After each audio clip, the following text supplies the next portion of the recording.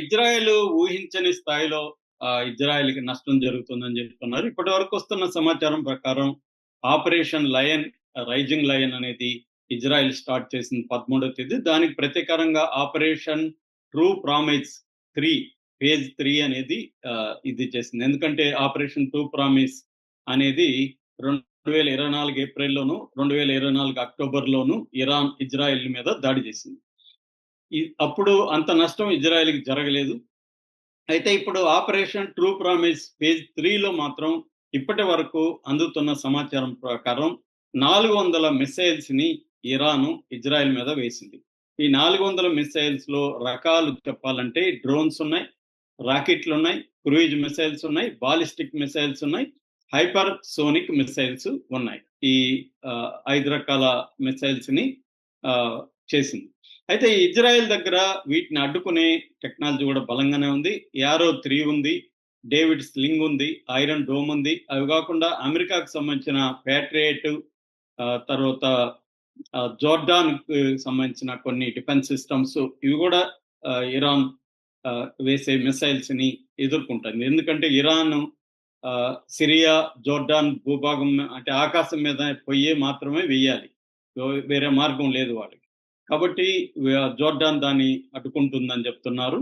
So అయినప్పటికీ ఈ అన్ని రకాల డిఫెన్స్ సిస్టమ్‌ని బ్రేక్ చేసుకొని కొన్ని మిసైల్స్ అయితే పడుతున్నాయి. మొదట్లో ఈ ఇజ్రాయెల్ మిసైల్స్ 90 అంటే ఇంటర్సెప్టింగ్ డిఫెన్స్ సిస్టమ్ 90% సక్సెస్ రేట్ ఉంటే అది రాను రాను 60% పడిపోయిందని చెప్తున్నారు. అంటే ఇరాను ఆ డిఫెన్స్ సిస్టమ్‌ని బ్రేక్ చేయగలిగింది. ఇప్పుడు మనం 2 రకాల ప్రమాదాల గురించి ఫస్ట్ మాట్లాడుకుందాం. ఈ 2 రకాల ప్రమాదాలలో ఒకటి క్లస్టర్ బాంబు, రెండోది పతా అనే hypersonic missile. First cluster bomb అంటే ఏంటి? దీన్ని ఎన్ని దేశాలు బ్యాన్ చేశాయి? ఇరాన్ ఇలా వేయడం ఇల్లీగలా? లీగలా? ఈ విషయాలు మాట్లాడదాం. సో ఈ క్లస్టర్ బాంబ్ అంటే అర్థం ఏంటంటే దీన్ని క్లస్టర్ మ్యూనిషన్ అని కూడా అంటారు. అంటే ఒక బాంబులోనే అనేక చిన్న బాంబులు ఉంటాయని మనం అందరికి అర్థమయ్యేట్టుగా చెప్పాలంటే బాంబులెట్స్ అంటారు. ఈ ఒక పెద్ద దాంట్లో అనేక చిన్నవి స్ప్రెడ్ అయిపోతాయి. స్ప్రెడ్ అయిపోయి ఇది ఒక 8 కిలోమీటర్ల రేడియస్ వరకు కూడా వెళ్ళిపోవద్దు. ఒక చోట వేస్తే 8 కిలోమీటర్ల రేడియస్‌లో స్ప్రెడ్ అయిపోతాయి. ఒక 20 50 అలాగా స్ప్రెడ్ అయిపోతాయి. సో స్ప్రెడ్ అయిపోయి వాటి వల్ల దెబ్బ తగులుతుంది. అంటే ఎక్కువ నష్టం జరుగుతుంది. ఇది హైట్ 7 కిలోమీటర్ల పైనుంచి అక్కడే చీలిపోతాయి అన్నమాట. సబ్ మ్యూనిషన్స్ అంటారు వీటిని.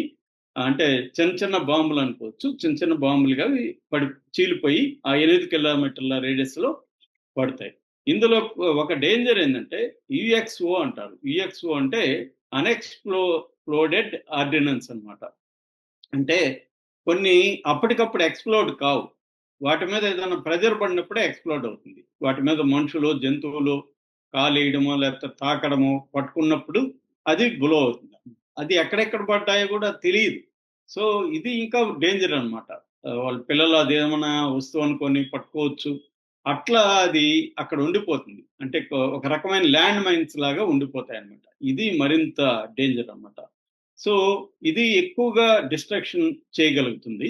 ఇది ఒక్కొక్కసారి ఒక పెద్ద బాంబు ఒక దాని నుంచి ఆహ్, ఆహ్, వేస్తే అంటే మిసైల్స్ ద్వారా వేస్తారు వీటిని, ఆర్టిల్లరీస్ ద్వారా వేస్తారు, షెల్స్ ద్వారా వేస్తారు, ఎయిర్ క్రాఫ్ట్ ద్వారా కూడా ఇది వేస్తారు. ఇది ఇప్పుడు ఇజ్రాయెల్‌లో వేశారని దానివల్ల పెద్ద నష్టాలు జరుగుతున్నాయనేది అంటున్నారు. ముఖ్యంగా 2 నగరాల్లో వేశారని చెప్తున్నారు. ఓర్ యెహూడా అనే నగరంలో, తర్వాత అజోర్ అనే నగరంలో వేశారని ఐడిఎఫ్ ఇజ్రాయెలీ డిఫెన్స్ ఫోర్సెస్ వాళ్ళ ప్రతినిధి ప్రకటించారు. అయితే ఇది ఎన్ని వేశారని చెప్పలేదు. వాళ్ళు ఈ 2 నగరాల్లో మాత్రం వేశారనేది ప్రస్తుతానికి చెప్పారు తప్ప ఎన్ని అనేది చెప్పట్లేదు. అయితే దీన్ని 2008లో కన్వెన్షన్ ఆన్ క్లస్టర్ మ్యూనిషన్ అనే ఒక ఒప్పందం జరిగింది. ఈ ఒప్పందంలో 111 దేశాలు సంతకం చేశాయి. 12 ఎంటిటీస్ అంటారు. అంటే దేశాలు కానీ నాన్ సావరెన్ టెరిటరీస్ ఉంటాయి. అవి కూడా సంతకాలు చేశాయి. ఓవరాల్‌గా 111 దేశాలు అనుకోవచ్చు. 111 దేశాలు సంతకం చేశాయి కాబట్టి వాళ్ళు దాదాపు 90% ఉత్పత్తిని ఆపేశారు ఆ దేశాలు.